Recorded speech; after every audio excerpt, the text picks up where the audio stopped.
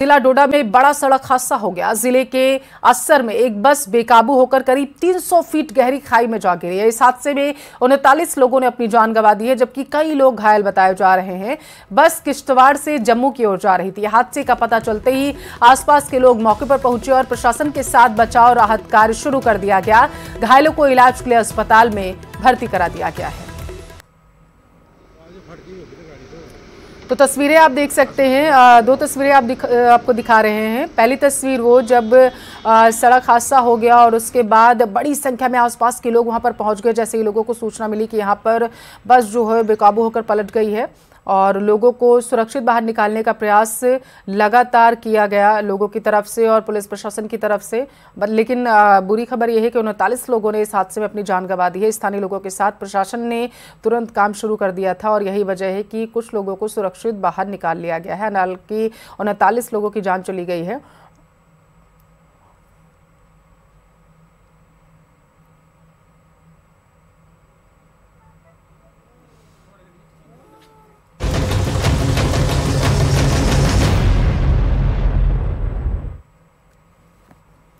उत्तरकाशी के Silkyara rescue operation को 3 दिन का समय बीत चुका, लेकिन जहां से ऑपरेशन शुरू किया गया था स्थिति अभी भी वैसी की वैसी बनी हुई है। ऐसे में घटनास्थल पर पहुंचे परिजनों का धैर्य भी अब जवाब देने लगा, जिसको लेकर सभी मजदूरों और परिजनों वहां जमकर हंगामा कर रहे हैं। मौके पर मौजूद रेस्क्यू ऑपरेशन में जुटे कर्मचारियों और एसडीआरएफ के लोगों से धक्का मुक्की भी की गई।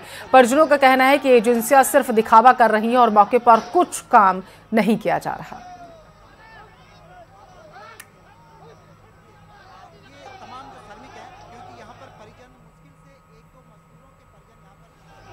होना चाहिए था, एक मशीन होना चाहिए। तो एक बी डू सी डी होता है ना भाई साहब, आप बताइए एक मिशन फेल हो गया। 3 घंटे में निकल देगा, 2 घंटे में निकल देगा, होना चाहिए। वो भी मिशन अगर उसका पर क्या हम लोग भरोसा करें, अगर वो भी फेल हो जाएगा तो क्या करेंगे? 4 दिन का फेल मिलेगा। अंदर में जो आदमी फंसा है उसका हौसला कर दिया, वो बोल रहा है हम लोग क्यों नहीं कर रहे? समाज कुछ नहीं क्यों नहीं पकड़ पाएगा? आदमी चाहिए हमारा। बोला कल निकल जाएगा, 2 घंटा में निकल जाएगा मशीन ठीक होने के बाद। बोल रहा अभी तक कुछ नहीं हो रहा। किन्नौर में नाथपा के बांध के पास एक बार फिर से पहाड़ी से भूस्खलन होने से एनएच जो है 5 अवरुद्ध हो गया है। पहाड़ी से लगातार पत्थरों की बौछार होने से मार्ग बहाली में कठिनाई आ रही है। बताते चले कि मार्ग अवरुद्ध हुए 36 घंटे के बीत चुके हैं, लेकिन अभी तक बहाल नहीं किया जा सका। बीच बीच में पहाड़ी से मलबा गिरने का सिलसिला लगातार जारी। मार्ग के अवरुद्ध होने से बताया जा रहा है कि रिकांग, पियो, काजा और रामपुर शिमला की ओर से आने जाने वाले वाहनों के पहिए पूरी तरीके से थम चुके हैं। किन्नौर की ये तस्वीरें आपको दिखा रहे हैं, जहां पर पहाड़ी से मलबा गिरने का सिलसिला लगातार जारी है और जिसकी वजह से सड़कों पर ये मलबा जो है एकत्रित होने लगा है और दोनों तरफ वाहनों की कतारें लग चुकी हैं, क्योंकि हिमाचल प्रदेश जाने वाले और आने वाले दोनों ही लोग अब परेशानी का सामना कर रहे हैं, क्योंकि रास्ते में वो फंस चुके हैं। हालांकि मलबे को हटाने का काम जो है लगातार किया जा रहा है। तस्वीरें आप देख सकते हैं किस तरीके से मलबे को हटाने की कोशिश की जा रही है। हालांकि क्योंकि एक तरफ से लगातार पत्थर गिर रहे हैं और दूसरी तरफ खाई है और बीच रास्ते में लगातार पत्थर गिर के खड़े हो रहे हैं, इसकी वजह से समस्याएं जो है बहुत आ रही हैं।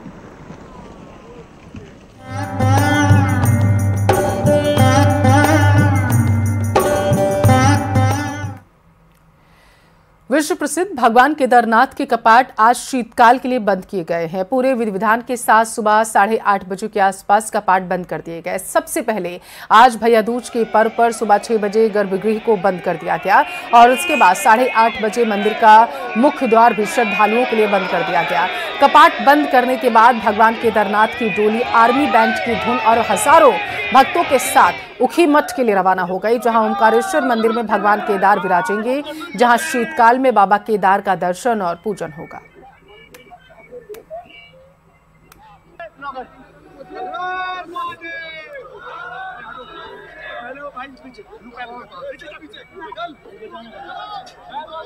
सारा देश को संदेश दिया जाता है कि आज से यहाँ से केदारनाथ जी का डोली नीचे जाएगी।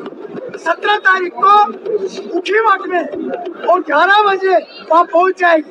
और 6 महीने तक वही निवास करेंगे। वो यात्रियों आने वालों केदारनाथ के वो दर्शन लेना हो तो शीतकाल में 6 महीना छुट्टी बटा करके दर्शन ले सकते हैं।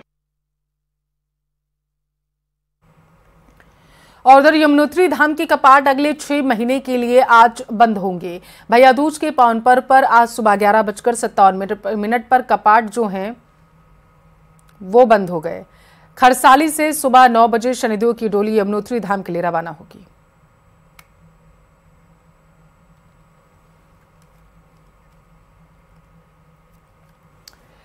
छठ पर घर जाना जंग जीतने जैसा होने लगा है। जिन लोगों ने 5 महीने पहले टिकट करा लिए थे उन्हें तो राहत है, लेकिन बाकी लोगों के लिए घर जाना किसी जंग से कम नहीं।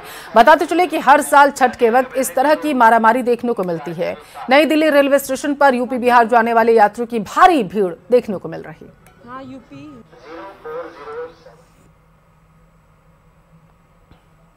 त्योहार है, लोगों के बैकपैक हैं, क्योंकि दिल्ली से बिहार और यूपी जाने वाले जो लोग हैं वो पूरी तरीके से तैयार है। इस वक्त मैं न्यू दिल्ली रेलवे स्टेशन पर मौजूद हूं और एक बार मैं आपको दिखाना चाहूंगी कि आप देख सकते हैं कि यहाँ पर क्या आलम है। अच्छी खासी भीड़ देखने को मिल रही है क्योंकि हर किसी को घर जाने की जल्दी है। हर जगह आपको यहाँ पर लोग दिख रहे हैं जो प्लेटफॉर्म पर भी इंतजार कर रहे हैं, क्योंकि हाल जो है वो कुछ बुरा है। क्योंकि हर बार ये देखने को मिलता है कि छठ के वक्त जो है वो ऐसे ही मारामारी देखने को मिलती है। लोग इसी तरीके से प्लेटफॉर्म पर इंतजार कर रहे होते हैं टिकट कंफर्म होने का, क्योंकि लोगों के साथ प्रॉब्लम ये है कि टिकट भी कंफर्म हो गया है तो इतनी मारामारी है कि उनकी ट्रेन भी छूट जा रही है क्योंकि पैर रखने की जगह नहीं है। ये देखिए यहाँ पर एक वेटिंग पूरा बनाया गया है। ये प्रतीक्षा स्थल है जहाँ पर लोग इंतजार कर रहे हैं। जिनके टिकट्स कंफर्म हैं उनके लिए तो राहत है, लेकिन कुछ लोग ऐसे भी हैं जिनकी ट्रेन छूट गई है, दोबारा से वो यहाँ पर इंतजार कर रहे हैं। यहाँ पर इंक्वायरी काउंटर, हेल्प डेस्क सब कुछ बनाया गया है, लेकिन कुछ लोग अभी भी यहाँ ऐसे हैं जिनको दिक्कतें हो रही हैं। लेकिन जो लोग घर जा रहे हैं सीधा उनसे बात करते हैं। कहाँ जा रही हैं? बिहार जा रहे हैं। अच्छा, टिकट कंफर्म है? क्योंकि यहाँ पे कुछ लोग ऐसे भी हैं जिनकी ट्रेन छूट गई है, वेट कर रहे हैं। आपका टिकट कंफर्म है? जी, मेरा कंफर्म है। तो पहले से ही करा लिया? हाँ, 5 महीने पहले ही हो गया था हमारा। तो 5 महीने पहले हो गया था। तो यहाँ पर कैसा इंतजाम देख रही हैं कि पूरा वेटिंग वो बना हुआ है? इस बार तो अच्छा लग रहा है, देखना अच्छा लग रहा है। घर जाने की एक्साइटमेंट भी बहुत। पंजाब का रुख करेंगे, जहां कटिहार जाने वाली एक विशेष ट्रेन को आज रेलवे ने रद्द कर दिया। ट्रेन रद्द होने के बाद यात्रियों ने सरहिंद रेलवे स्टेशन पर जमकर हंगामा किया। नाराज यात्रियों ने ट्रेन पर पथराव किया। रेल यात्रियों ने रेलवे ट्रैक और स्टेशन पर हंगामा किया।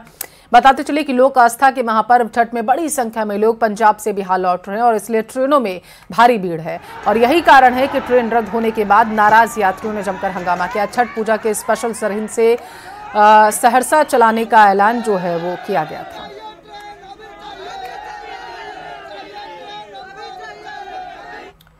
एल्विश केस में जांच तेज हो गई है। नोएडा पुलिस एल्विश से जुड़े तार को खंगालने में जुटी हुई है और इस बीच पुलिस ने आरोपी राहुल को दोबारा रिमांड पर लेने के लिए कोर्ट में अर्जी दी। बताया जा रहा है कि रिमांड के बाद आरोपी राहुल ने नीली डायरी बरामद की है और इस नीली डायरी में कई योजनाओं और आयोजनों और नामों का जिक्र है। नोएडा पुलिस अब इसके आधार पर आगे की कार्रवाई करेगी।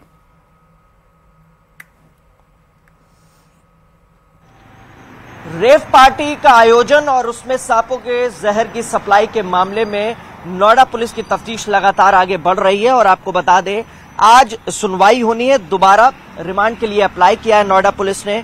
आरोपी राहुल की रिमांड की अर्जी दी गई है। कोर्ट में सुनवाई होनी। 24 घंटे की रिमांड के दौरान आरोपी राहुल से एक नीली डायरी भी बरामद हुई थी। नीली डायरी में कई आयोजन और आयोजनों के साथ साथ कई नामों का भी जिक्र है, जिसकी नोएडा पुलिस अब तफ्तीश कर रही है। 2 टीमों का गठन किया है।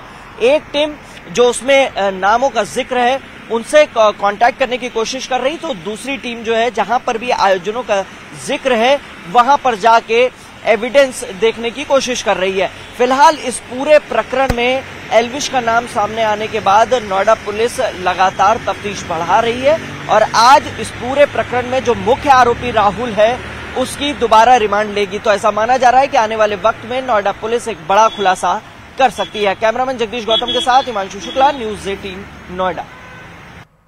और बरेली में आवारा कुत्तों का आतंक देखने को मिला है। थाना शेरगढ़ के शिव मंदिर के पास कुत्तों ने 5 साल के बच्चे को अपना शिकार बनाया। कुत्ते के हमले में घायल बच्चे की मौत हो गई है। साल भर में बरेली में कुत्तों के हमले में 6 बच्चों की जान गई है।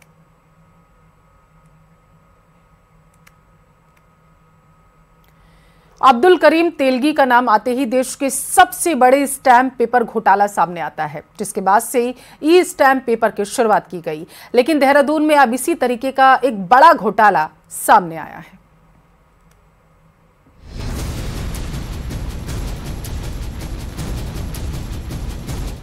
राजधानी देहरादून में जमीनों के फर्जीवाड़े के मामले तो बीते कई दिनों से लगातार आ रहे हैं और भूमाफिया इस खेल में ई स्टैंप के बजाय पुराने स्टैंप पेपर का प्रयोग कर रहे हैं, जो पूरी तरह से गैर कानूनी है। लेकिन देहरादून में भूमाफिया इससे भी कई कदम आगे चल रहे हैं। इनके हौसले इतने बुलंद हैं कि उन्होंने अंग्रेजों के जमाने के स्टाम्प पेपर बेचने शुरू कर दिए हैं, और वो भी एकदम खाली, जिसमें कुछ भी लिखा या किया जा सकता है। साल 1913 के 2 रुपए और 8 आने की कीमत वाले से स्टैम्प पेपर का प्रयोग पुरानी जमीन के मामले में धोखाधड़ी के लिए किया जा रहा है। हमारे हाथ में ये जो स्टाम्प पेपर है, ये अंग्रेजों के जमाने का स्टाम्प पेपर है। 1913 का ये स्टाम्प पेपर बताया जा रहा है, जो पूरा ब्लैंक है। यानी कि आज भी इतनी आसानी से पुराने स्टाम्प पेपर मिल रहे हैं, जिस इन इलीगल स्टाम्प पेपर के ही चलते कई भूमि, सरकारी हो या गैर सरकारी हो, जो खाली पड़ी भूमि देहरादून में जो जमीन है, उनके दस्तावेज बदले गए हैं। ये वही स्टाम्प पेपर हैं, ये तो अंग्रेजों के जमाने का है।